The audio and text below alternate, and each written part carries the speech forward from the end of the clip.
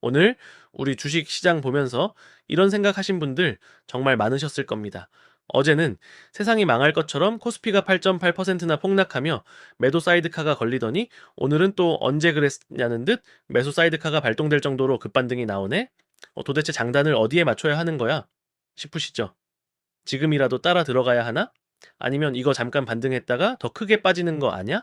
하는 불안함이 교차하는 하루입니다. 그런데 여러분, 진짜 중요한 건 주가가 오늘 몇 퍼센트 올랐느냐가 아닙니다.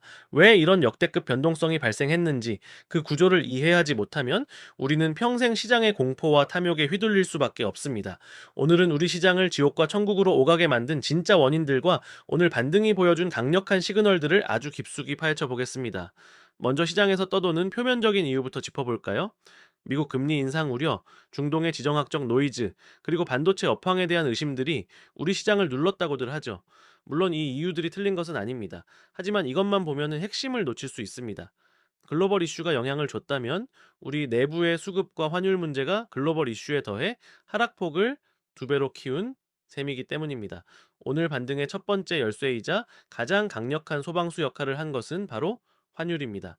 환율이 1560원을 터치하며 1600원 공포를 키울 때, 자, 정부가 꺼내든 강력한 카드가 바로 국민연금의 환해지입니다. 이 개념이 조금 어려울 수 있는데 아주 쉽게 설명해 드릴게요. 환해지는 쉽게 말해 환율 보험입니다.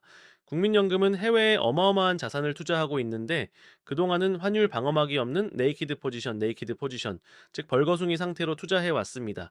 환율이 오르면은 환차익을 보니까 그냥 뒀던 건데 환율이 너무 치솟으니까 정부가 이제 옷 좀 입어라 15%까지는 환율을 고정하는 보험을 들어라 라고 허용해 준 겁니다.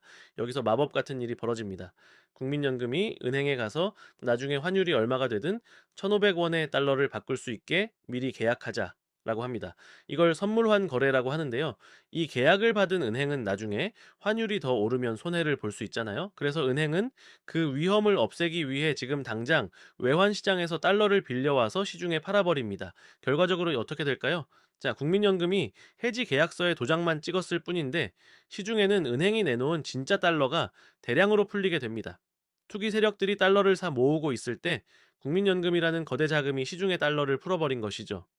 어제 이 실탄 개입이 시작되면서 1560원대 환율이 단숨에 1510원대로 내려앉았고 이것이 외국인들의 매도세를 진정시킨 결정적 한방이 되었습니다. 두 번째 핵심은 우리 증시의 기둥인 반도체입니다. 최근 엔비디아 칩에 메모리가 덜 들어간다는 분석 하나에 우리 반도체 주들이 크게 흔들렸지만 이건 본질을 놓친 분석입니다. 우리가 주목해야 할 진짜 키워드는 바로 기업가들의 동물적 본능, 애니멀 스피릿입니다. 이게 무슨 뜻이냐 하면 기업가들은 단순히 계산기만 두드려서 투자하는 게 아니라는 겁니다. 경쟁에서 지면 죽는다는 절박함, 남보다 앞서 나가야 한다는 야성이 투자를 결정합니다. 지금 마이크로소프트, 아마존, 메타 같은 빅테크들은 어떤 상황일까요? AI 전쟁에서 지면 회사가 망한다는 공포를 느끼고 있습니다. 그래서 이들은 올해에만 무려 1600억 달러, 우리 돈 약 220조 원 규모의 회사채를 발행하고 있습니다. 여기서 중요한 건 이들이 빚을 내서라도 투자를 늘리고 있다는 겁니다. 작년보다 무려 60%나 늘어난 규모입니다. 금리가 1%포인트 오르는 게 무서울까요? 아닙니다.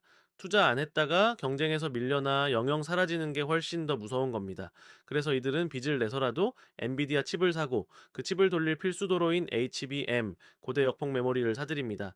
이 죽어야 끝나는 게임 덕분에 삼성전자와 SK하이닉스의 이 분기 합산 영업이익 전망치는 무려 150조 원에 달합니다. 1분기보다 수십조 원을 더 벌고 있는데 반도체 위기라고 말하는 건 기업들의 이런 본능적인 투자의 힘과 장부상의 숫자를 무시하는 소리입니다. 오늘 반도체주가 5%에서 10% 넘게 폭등한 건 결국 이 압도적인 실적이라는 현찰에 시장이 반응했기 때문입니다. 세 번째로 외국인이 왜 그렇게 팔았는지 그 정체도 알아야 합니다. 이건 한국이 싫어서 떠난 것이 아니라 리밸런싱의 성격이 강했습니다. 여러분, 포트폴리오라는 바구니에 과일을 담았는데 반도체라는 사과가 너무 커져서 바구니가 한쪽으로 기울면 어떻게 할까요? 사과를 좀 덜어내서 무게를 맞춰야겠죠. 이게 리밸런싱입니다. 한국 반도체 주식들이 그동안 너무 많이 올랐기 때문에 펀드 매니저들은 정해진 비중을 맞추기 위해 기계적으로 물량을 덜어낸 겁니다. 특히 스페이스 X 같은 미국 내 새로운 대형 투자처로 돈이 몰리면서 자금을 이동시키는 과정이기도 했죠. 여기에 주가가 빠지면 기계적으로 주식을 더 팔아야 하는 레버리지 ETF의 수급 꼬임 현상까지 겹치며 낙폭이 비정상적으로 커졌던 것인데, 오늘 반등은 이런 수급의 왜곡이 정상화되는 과정이라고 이해하시면 됩니다. 정리해 보겠습니다. 오늘 반등의 핵심은 세 가지입니다. 첫째, 국민연금의 환해지라는 강력한 실탄이 환율 공포를 잠재웠습니다. 둘째, 빅테크들이 빚을 내서라도 투자하는 동물적 본능이 우리 반도체 기업들의 150조 실적을 뒷받침하고 있습니다.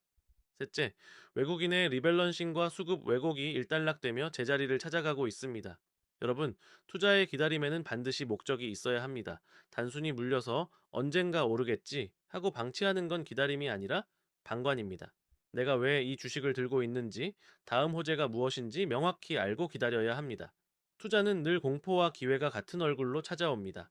중요한 것은 가격이 흔들렸다는 사실이 아니라 왜 흔들렸는지를 구조적으로 이해하는 것입니다. 공포를 따라가는 사람이 아니라 자신만의 단단한 기준을 가진 사람만이 이 험난한 시장에서 끝까지 살아남아 승리의 기쁨을 맛볼 수 있을 것입니다. 오늘의 분석이 여러분의 현명한 투자 판단을 내리는데 길잡이가 되었기를 바랍니다.